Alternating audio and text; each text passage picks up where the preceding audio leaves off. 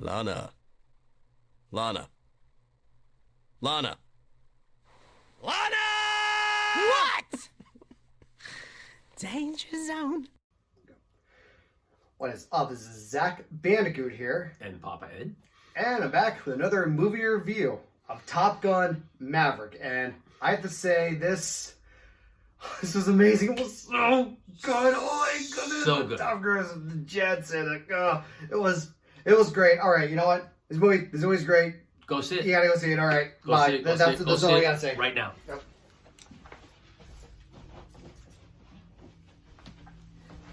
Yeah. What? You still here? Well, Go see Top Gun Why Maverick. aren't you out seeing Maverick? Well, I guess in the meantime, All right, we can review it. All right, full review, I guess. All right, fine. First of all, I have to confess, when I first saw, because I saw the original in '86 in the movies. Zach saw the original when? I just watched it last week Friday. Yeah, We went to see it that following Saturday. the day before you saw Yeah, and I Maverick. saw the sequel the following Saturday. And when I first saw the trailer, I was like, ho hum. Then Zach suggested we see it, and I am so glad I did. This was an amazing No, film. I thought the same thing. I mean, I had absolutely zero interest at first. And I mean, at the time, I haven't even seen the original. But I had zero interest. I thought, oh, here we go, Hollywood. Years later, finally coming out with the sequel. It's usually ended up in disaster. You look at what happened with, the 2016 Ghostbusters, for example. And look what happened with, Anchorman, the Dumb and Dumber sequel. Yeah. And look what happened with, I guess maybe even Men in Black with that latest movie. It just seems to be some curse. They wait too long to finally get out a sequel. It usually ends up, I don't want to say disaster, but underwhelming. Really wasn't all that good. But it's safe to say Top Gun Maverick more than breaks that trend. More than kind of breaks that curse. This is right up there with sequels being amazing, like Godfather Part 2. I mean, Godfather Part 2 actually won Best Picture, and so did Godfather Part 1. This is up there with that type of sequel in that it exceeds it. It's just an amazing film. Yeah, seriously, I was blown away. So I guess before I get into this, I guess just a quick mention, about the original. So the original, follows a Maverick played by Tom Cruise. Right. An Iceman by Val Kilmer. Yes, and the original were they're in the fighter jet school or like it's like an advanced training kind of thing. Right. Become Top Gun. And his close friend Goose. Goose, who spoiler for the original, it's just the original, dies in that movie. Yep. Which plays a part in the sequel. But they do the training and then they have like an actual mission at the end. But it's a cheesy. It can be a bit of a. You can say it's kind of cheesy, but kind of like that.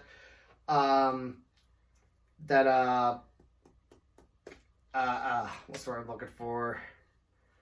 Well, it sort of had that. It did have sort of that '80s feel to it, which is similar to many films made around that time. It's a charming kind of '80s cheese that movie has. It's a classic, Tom Cruise classic. They probably used some green screen and all sorts of effects that were just what was available. Yeah, at the time. but you get the idea. So now, 36 years, I've done the math, 36 years later, the sequel. No interest at first, but I just kept hearing at work, other coworkers saying, oh, it's absolutely amazing. I'm seeing like reviews saying like this movie is something else.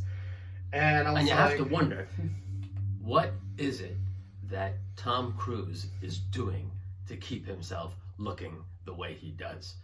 36 years between the original and now, and the man looks great. I mean, he must have some trainer, nutritionist, and whatever it takes, because this guy looks amazing. Deal with the Lord of Darkness, Satan himself. Yeah. Perhaps. He's a vampire. He doesn't age. I don't know. Something spooky is going on. Yeah, I mean, he was great in this, and he's of course. So good. And I understand that he waited until the technology was available where they could film this in environments where these actors were actually experiencing this G-force. This wasn't just a green screen and CGI effort for the scenes of these fighters in the airplanes. Now this is so much practical effects, like the actors actually feeling the G-force, putting them through some training. And it was said that Tom Cruise wanted to wait until technology even advanced for this movie. I know this has been delayed, multiple times. And then it's been delayed, of course, because of the bug. I don't name on this channel. Right. Yeah. Well, I mean, the lockdowns delayed a lot of things. But I tell you, it has. There's probably in this film little that's new as far as plot points with these kinds of films. You've seen before in many movies the older military guy called back to teach, and something screws that up, and then he's back on again. It's really it would almost be a cliche film if it wasn't so great.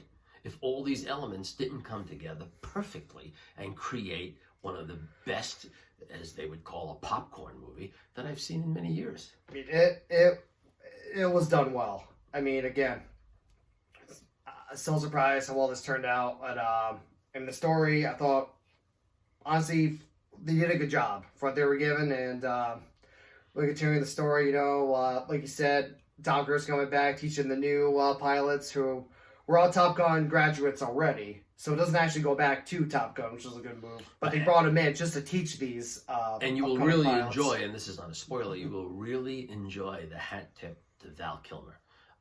Who, as most people know, has been suffering from throat cancer for many, many years, who really came out of a forced retirement to make this film. Tom Cruise was not going to do this unless Val Kilmer could. I was about to say, Tom Cruise seriously insisted that they put him into this movie. And, well, we don't want to give too much away on that part where Val Kilmer shows up, but let's just say they definitely find a way. He's on screen, and it's a great, I think, very emotional, touching scene, true. too, when it shows offered, up. It offered emotional content without being emotionally manipulative. It really was appropriate and very important to the plot point for him to be there in the position he was in as an admiral. Yeah, absolutely. And it's crazy how they got him in. And also, which I don't think this is too spoiler territory, saying that the son of his friend in the original. I think you see that in the trailers. In the trailer, yeah. Goose's son. Goose's son. Who his call name was Rooster, the new one, I believe, right? Yes, Rooster, yes. Who blames Maverick yes, for his father's death. Yeah, and which I thought he did a good job with that, with that arc and that character development between those two, and the actor, I can't think of his name off the top of my head. He was in that Fantastic Four remake as Mr. Fantastic, but can't think of the actor's name. But I think he did a really good job at that part. And he acted just like his dad in the original. I think he acted a lot like him, captured that personality. And that was another thing that was really terrific, because whenever you're making a film like this that has a team, a fighting team, they selected just the right blend of people in the right roles. And I loved it. And again, I don't think this is a spoiler. Everybody has a handle. Like, people go with a name that suits them, like Maverick, Iceman. And there was this one guy, Bob. Right? But what's your what's your handle? What's your handle? What's your Bob. nickname? Just Bob. That was great. Was just so. All these other names like Rooster, Goose, Sky something, Goose, Maverick, Bob. yeah, that was a nice touch. It really was exciting. Do you want to yet get into any of those little spoiler areas, or no? Are we ready for that? Because we want to warn people. Yeah, so gotta give fair warning for that.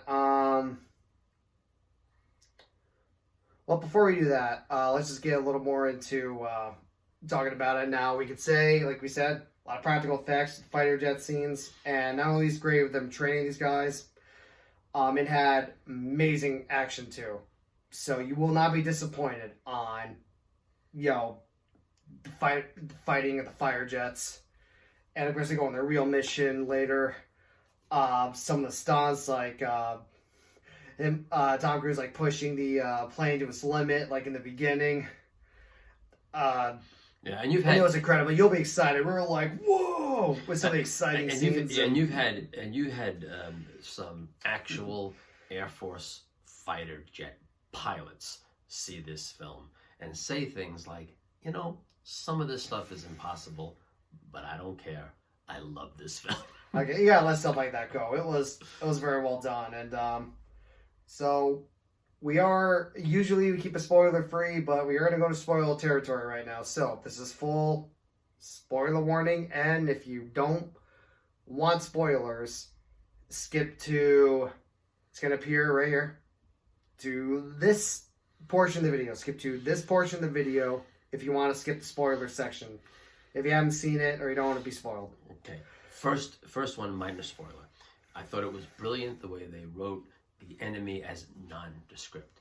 They had to, of course, destroy an enemy target. They didn't mention the enemy. They didn't mention if it was Russia or Iran or any other country that we might possibly have a conflict with. Nondescript enemy. Their planes were nondescript. Their pilots were nondescript. It was a brilliant move. There was no reason to do that. I thought that was pure genius because, like, you know, the movie's not about the bad guys. It's about you know, Tom Cruise's Maverick character first and foremost, and it's about rekindling his relationship with Rooster, the son of Goose.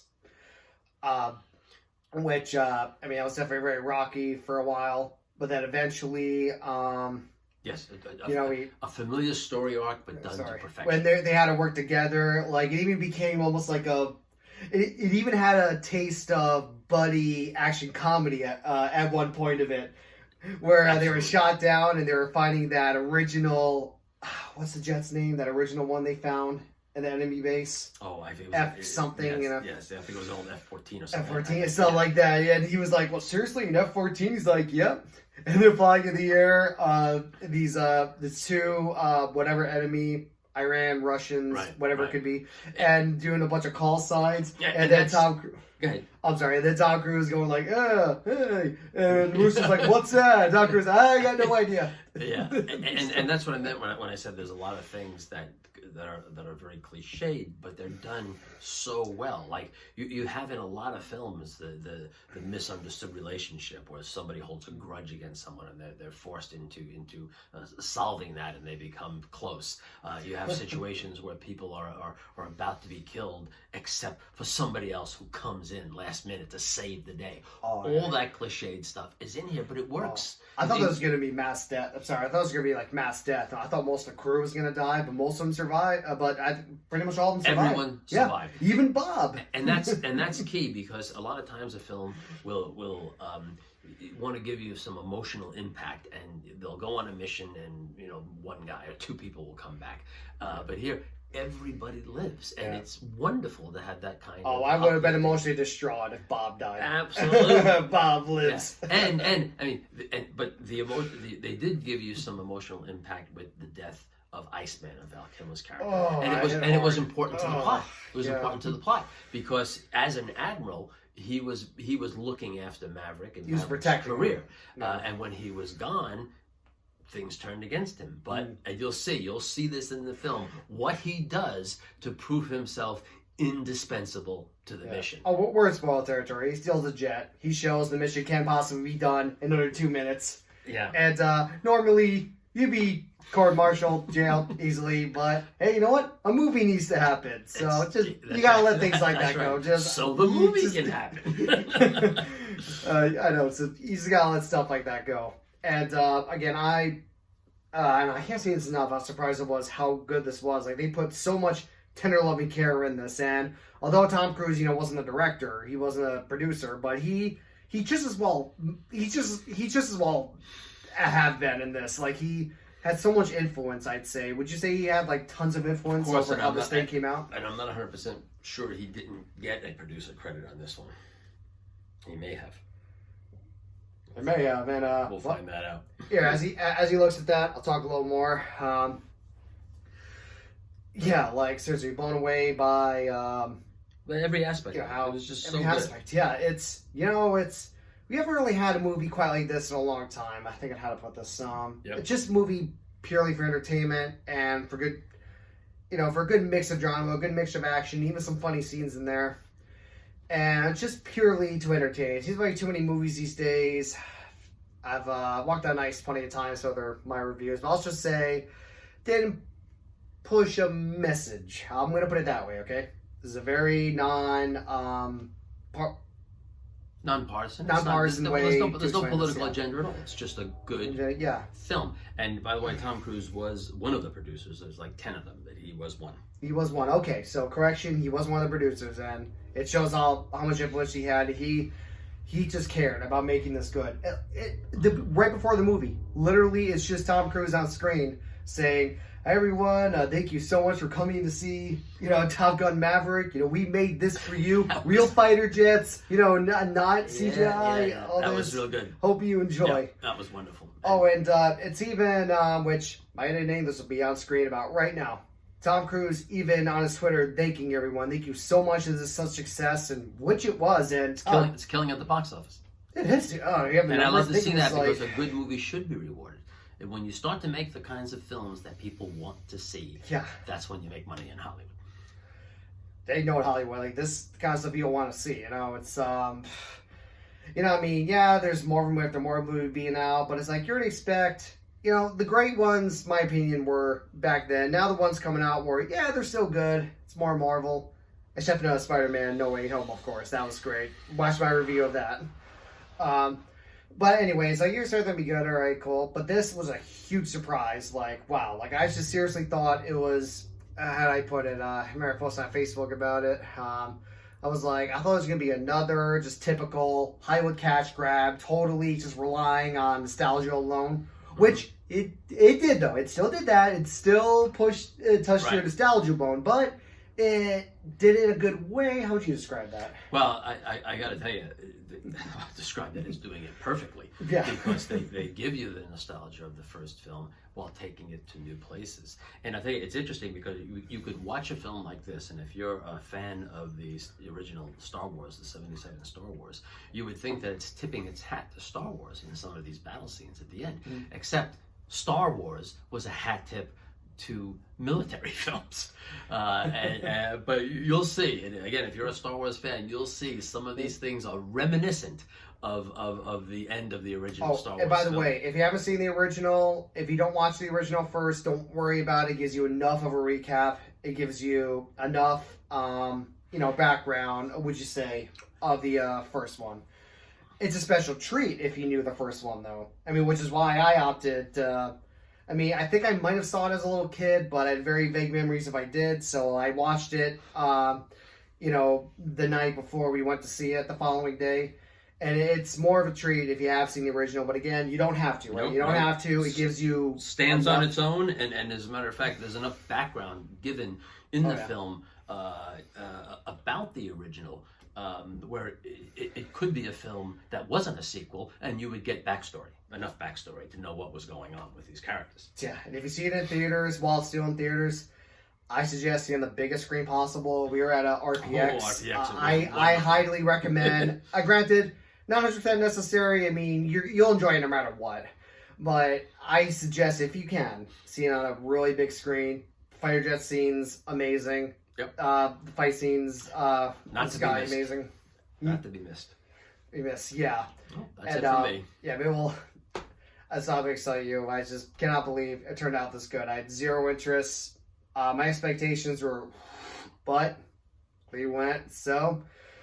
Okay, how about that? We could talk about this forever. And, oh boy, it's already been 18 minutes. So, alright, let's get the verdict time. So, when I have a guest with me, you know how we do things. I have the guests go first, give theirs, but my score is the one that's going to stick. So, how would you rate this? What was your I would say thoughts? for a military movie, 10 out of 10. Overall movie, 8 or 9 out of 10. That is I think, a fair assessment, especially when I give it a 10 out of 10 for a military style movie. It's as good as anything ever made like that, or better. Okay, so mine's the one that'll stick. So, my reasoning, again, it's kind of like that, a lot of factors. I'll try my best. Now, as a movie standpoint alone, like what you stated, you can argue it's 9 out of 10. Maybe if those give it, maybe some will give it an 8 out of 10 for rating, which, okay, I would understand. And maybe someone would get a 7, then I think it'd be a little difficult. Anything lower, okay, my opinion, you just don't like movies. Come on. But I mean, for what they did, for what this was, for how well this turned out, you would not expect this. For you thought it'd be a Hollywood cash grab based on nostalgia alone, but no, so much care was put into this, and the writing was impressive. You know, for what this was, getting Val Kilmer back was crazy for that short scene. No CGI, really no green screen. A lot of it was practical with these fighter jets.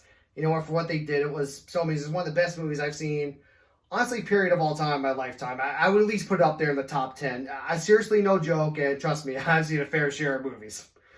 So, because of that reason, despite maybe some flaws here and there, you know, maybe some slow movie scenes, some inconsistencies, blah, blah, blah. You can nitpick all day about the stuff. I give it 10 out of 10. Seriously, go see this. You will not be disappointed if you haven't. Seriously, go see it. All right. Yeah, so that's all I have to say. So this has been ZacBandicoot, my review of Top Gun Maverick. Amazing, go see it. This is ZacBandicoot. Till the next time, whoa! Joined by Pop in. Goodbye now. His exploits are legendary. His call sign, Maverick.